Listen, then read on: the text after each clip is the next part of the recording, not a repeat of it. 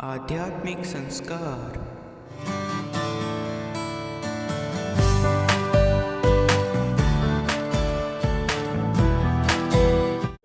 About Almighty Krishna's Bani. Who is watching everyone?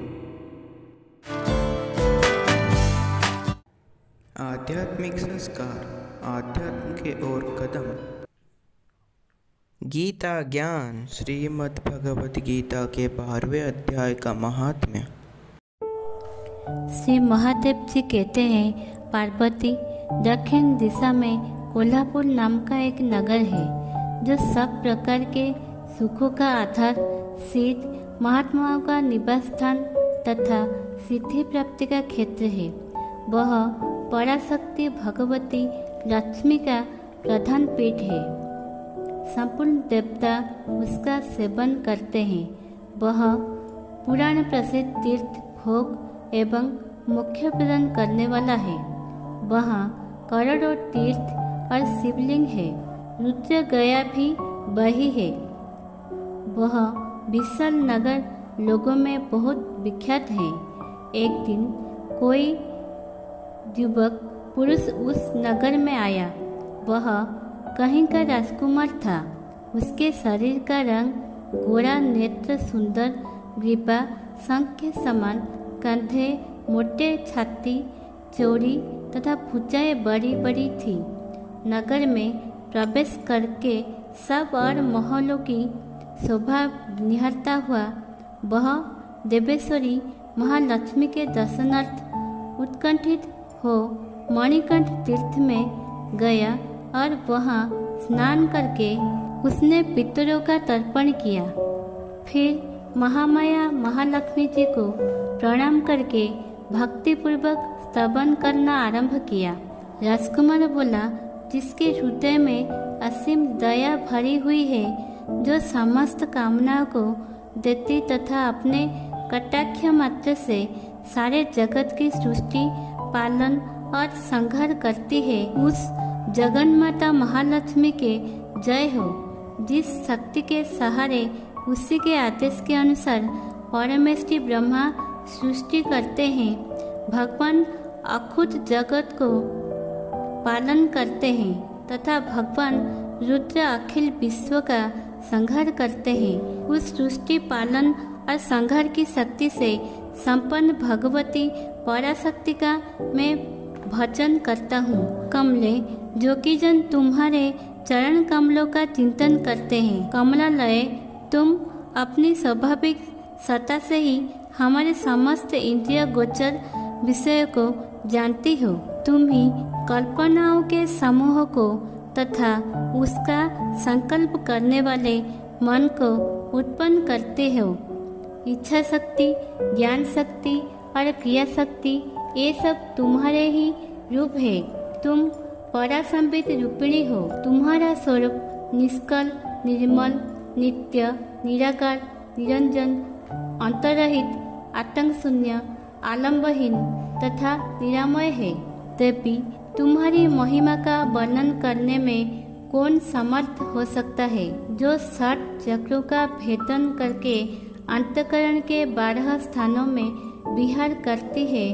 अनाहत, ध्वनि, बिंदु, नाद और कलाएं जिसके स्वरूप है, उस माता महालक्ष्मी को मैं प्रणाम करता हूँ। माता, तुम अपने पूर्ण चंद्रमा से प्रकट होने वाली अमृत राशि को बहाया करती हो। तुम ही परा, पश्यंती, मध्यमा और वैखरी नामक वाणी हो। मैं तुम्हें नमस्कार करता हूँ। देवी, तुम जगत की रक्षा के लिए अनेक रूप धारण किया करती हो।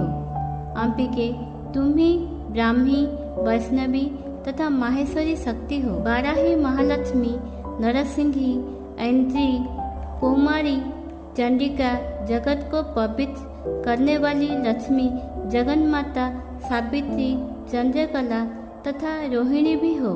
परमेश्वरी, तुम भक्तों का मनोरथ पूर्ण करने के लिए कल्प लता के समान हो। मुझ पर प्रसन्न हो जाओ। उसके इस प्रकार स्तुति करने पर भगवती महालक्ष्मी अपना साक्षात स्वरूप धारण करके बोली, राजकुमार, मैं तुमसे प्रसन्न हूँ, तुम कोई उत्तम वर मांगो। राजपुत्र बोला, माँ, मेरे पिता राजा बृहद्रथ अश्वमेध नामक महान यज्ञ का अनुष्ठान कर रहे थे। वे दैवयोग से रोगग्रस्त होकर स्वर्गगामी हो गए। इसी बीच में युग में बंधे हुए मेरे यज्ञ संबंधी घोड़े को, जो सम्मुखी पृथ्वी की परिक्रमा करके लौटा था, किसी ने रात्रि में बंधन काटकर कहीं अन्यत्र पहुंचा दिया। उसकी खोज में मैंने कुछ लोगों को भेजा था, किंतु वे कहीं भी उसका पता न पाकर जब खाली हाथ लौट आए हैं, तब मैं सब रीतियोग से आज्ञा लेकर तुम्हारी शरण में आया हूँ। देवी, यदि तुम मुझ पर प्रसन्न हो तो मेरे यज्ञ को घोड़ा मुझे मिल जाए, जिससे यज्ञ पूर्ण हो सके। तभी मैं अपने पिता महाराज का ऋण उतार सकूंगा। शरणागतों पर दया करने वाली जगत जननी लक्ष्मी, जिससे मेरा यज्ञ पूर्ण हो, वह उपाय करो। भगवती लक्ष्मी ने कहा, राजकुमार, मेरे मंदिर के दरवाजे पर एक ब्राह्मण रहते हैं, जो लोगों में शीत सात्विक नाम से विख्यात हैं। वे मेरी आज्ञा से तुम्हारा सब काम पूरा कर देंगे। महालक्ष्मी के इस प्रकार कहने पर राजकुमार उस स्थान पर आए जहाँ शीत समाधि रहते थे। उनके चरणों में प्रणाम करके राजकुमार चुपचाप हाथ जोड़ खड़े हो गए। तब ब्राह्मण ने कहा, तुम्हें माताजी ने यहाँ भेजा है। अच्छा देखो, अब मैं तुम्हारा सारा अभीष्ट कार्य सिद्ध करता हूँ। यूँ कहकर मंत्रवेता ब्राह्मण ने सब देवताओं को वहीं खींचा। राजकुमार ने देखा,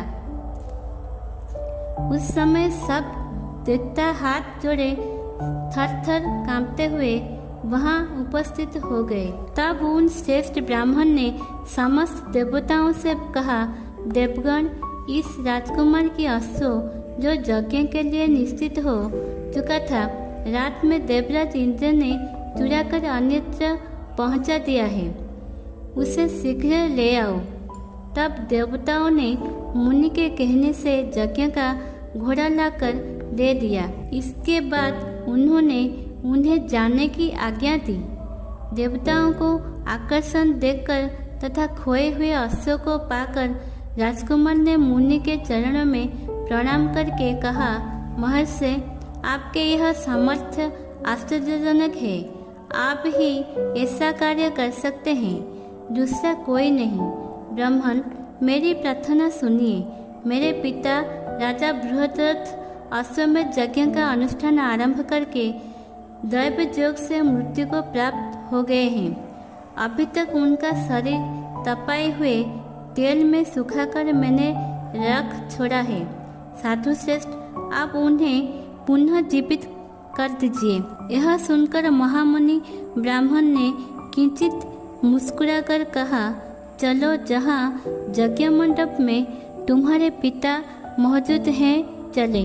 तब शीत समाधि ने राजकुमार के साथ वहां जाकर जल अभिमंत्रित किया और उसे उस सबके मस्तक पर रखा। उसके रखते ही राजा सचेत होकर उठ बैठे।